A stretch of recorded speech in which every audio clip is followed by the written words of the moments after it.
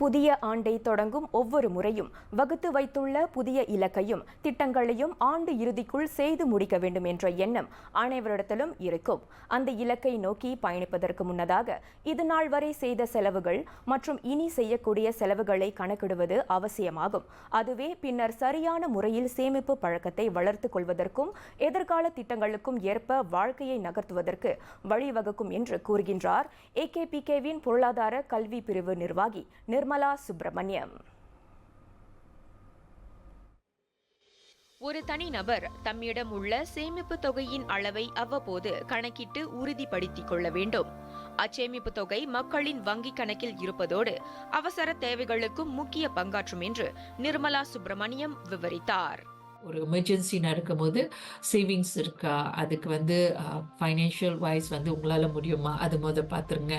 அதுக்கப்புறம் medical, insurance, policies இதெல்லாம் நம்மக்கிட்ட இருக்கா, எப்படி இருக்கு, பத்துமா அப்படின்னு பார்க்குறது. அதுக்கப்புறம் கடன்லாம் ரொம்ப ஹையாக இருக்கா, எந்த நிலைமை சமாளிக்க முடியுமா, இதனால தான் நம்மளுக்கு மாதம் தொகை பத்த மட்டும்தான் அந்த கட்டுற தொகை. ஸோ இதெல்லாம் நம்ம ஒரு செக்லிஸ்ட் செஞ்சிடணும். இதுவரை சேமிப்பு பழக்கம் இல்லாதவர்களும் இனி அதை கடைபிடிப்பதை ஒரு முக்கிய பொறுப்பாக கொண்டிருக்க வேண்டும் என்று நிர்மலா அறிவுறுத்தினார். இதனிடையே புதிய ஆண்டில் நிறைய பேருக்கு ஊதிய உயர்வு, போனஸ் தொகை போன்ற சலுகைகள் கிடைத்திருக்கலாம்.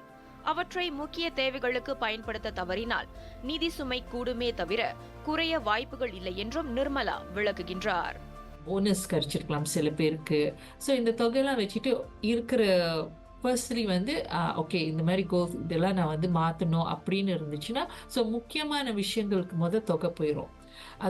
இந்த மாதிரி செக்லிஸ்ட் நம்ம பண்ணாமல் விட்டுட்டோம்னா சில நேரத்தில் அப்போ இந்த இருக்கிற பிரச்சனை வருஷம் பூரா எப்பவுமே வந்துட்டே தான் இருக்கும். ஏன்னா இதுக்கு நம்ம தீர்வு பார்க்கவே இல்லை.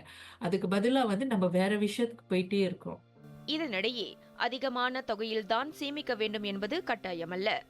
மாறாக வரவு செலவுகளை திட்டமிட்டு சிறிய தொகையில் சேமிப்பு பழக்கத்தை பின்பற்றினாலும் அது எதிர்காலத்தின் உதவியாக நிற்கும் என்று நிர்மலா அறிவுறுத்தினார். இப்ப சேமிப்பு எடுத்தோம்னா நிறைய பேர் இது ரொம்ப கஷ்டமா இருக்கும், எடுக்கிற காசை பத்த மாட்டுது அப்படின்னு, அப்ப நம்ம எப்படி சேமிக்க போறோம் அப்படின்னு அந்த கண்டிப்பா அந்த தாட்ஸ் இருக்கும். ஸோ நம்ம எப்பவுமே ஏன் அது செயல்பட்டு வரலன்னா, ஏன்னா நம்ம பெரிய தொகையா யோசிக்கிறோம். சேமிக்கணும்னா நம்ம ஹண்ட்ரட்ஸ்ல இல்லை தௌசண்ட்ஸ்ல சேமிச்சா தான் முடியும் அப்படின்னு இல்லை. ஈவன் ஒரு நாள் ஒரு வெள்ளி எடுத்தாலும் அது ஒரு சேமிப்பு தான். ஸோ அந்த மாதிரி ஏதாச்சும் ஒரு நல்ல ஹேபிட் நீங்க இந்த வருஷத்துக்கு எடுத்துட்டு வாங்க. எதிர்காலம் மற்றும் அவசர செலவுகளுக்கு சேமிப்பு ஒரு மாற்று வழியாகும். எனவே கடன் இல்லாத சீரான வாழ்க்கை முறையை பின்பற்ற சேமிப்பு பழக்கத்தை கடைபிடித்து செயல்பட வேண்டும் என்றும் நிர்மலா பர்னாமா செய்திகளிடம் தெரிவித்தார்.